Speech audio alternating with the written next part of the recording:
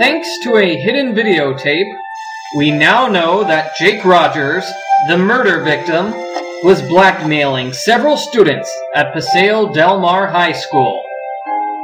For example, he was blackmailing the Hulk, the school's football star. Who else was he blackmailing? He was blackmailing the ninja! I didn't know they had a ninja in their school. No wait, that's not a ninja. That's Connie Watson, the hall monitor. And he was also blackmailing Hal Tanaka. So let's talk to these various characters and see how they feel about being blackmailed. First, I think I'm going to talk to Connie. Let's talk about her being blackmailed and find out what she was blackmailed to do. Hey, Nancy, need something? I know you're the unknown winner of that judo competition. Jake Rogers had it all on videotape. Yes, Nancy. I'm the mysterious winner of the men's tournament.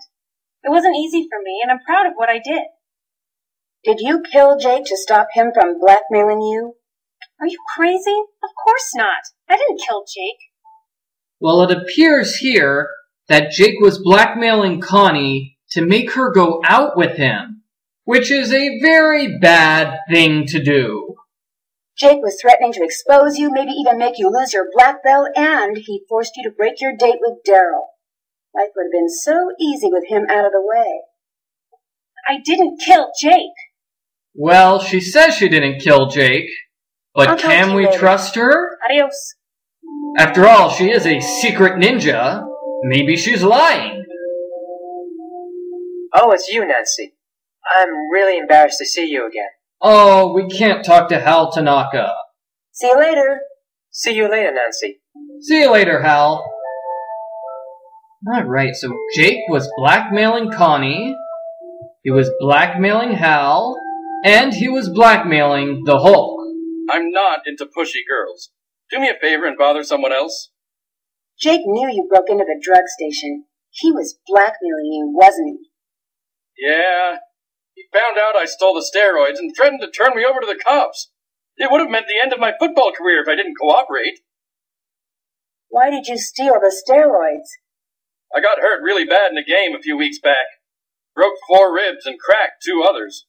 I had to keep playing even though I was hurt. I needed to impress the scouts. Then I started taking steroids.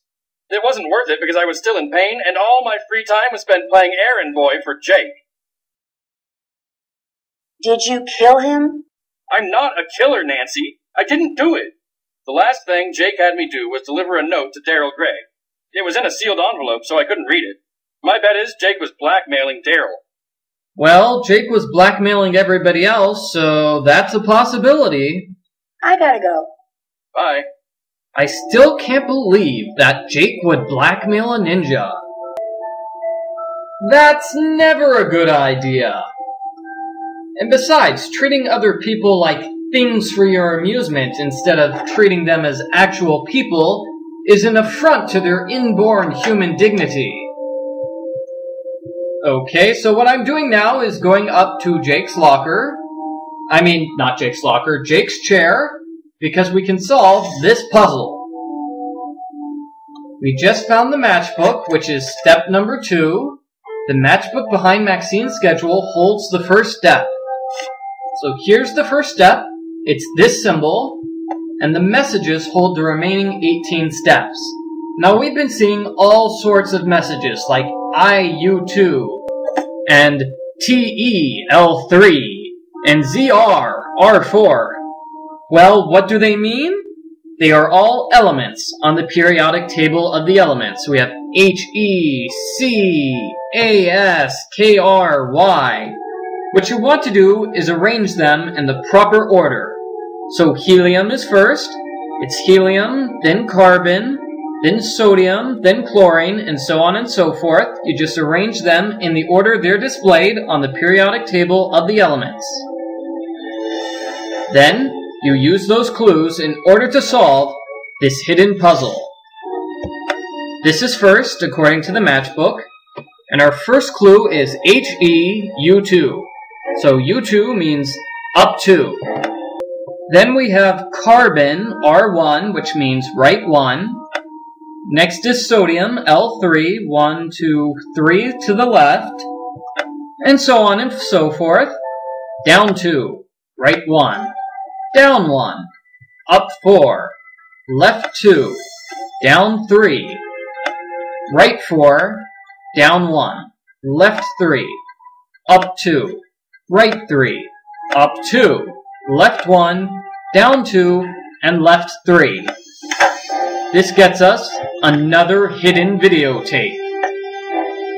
Okay, so when Nancy watches this hidden videotape, we will find out who the culprit of the game is. But you know what? We've still got plenty of time left in this video, so let's go back to Maxine's and talk with Daryl Gray as well as Detective Beech. What can I do for you? Hulk Sanchez said he saw you delivering an envelope to Jake. Okay, so I gave him an envelope. Big deal. It was about a school project I'm working on. What is it with all these questions? I'm really starting to wonder who you are exactly, Nancy Drew. I'm out of here. If Maxine drops by, make up a good excuse about why I had to leave. See you around, Nancy. Okay, so Daryl throws a humongous hissy fit and then runs away. Just because Nancy wanted to know the answer to a tiny little question. That's what I like to call overreacting. Nancy, you look terrible. What happened to you? Are you okay? Well, I was almost killed in the boiler room. Somebody set a booby trap for me in the school. I'm pretty sure it was Mitch Dillon who set it up. Okay, we'll handle this and get Mitch off the street. You can't charge him now or we'll blow our cover. But once this investigation is done, I guarantee you he'll pay for this. Okay, that's good to know. Daryl mentioned that you had lost something last week? Yes. I lost my wallet. A lot of my undercover contact information is in the wallet, including yours. You can imagine what would happen if that information fell into the wrong hands. Did you ever find it? It was in my hotel room all along. I think I was drinking too much coffee, starting to affect my mind. You certainly do drink an awful lot of coffee, Detective Beech. I found the videotape Jake made. It shows some students that Jake was blackmailing. Was one of the students Daryl Gray? No. That's surprising. My intuition says that Blondie Burger Boy is involved in this somehow. Good lead, but we really need to find that journal of Jake's. Okay. Blondie Burger Boy? That's the craziest nickname I've ever heard of. I think a student may have killed Jake because he was blackmailing him, or her. You're getting great leads, but think and may have are not good enough. We need to find hard evidence, like Jake's journal. Goodbye. Goodbye. Was that a cow? I heard a cow. Oh well, so that's everything for Detective Beech.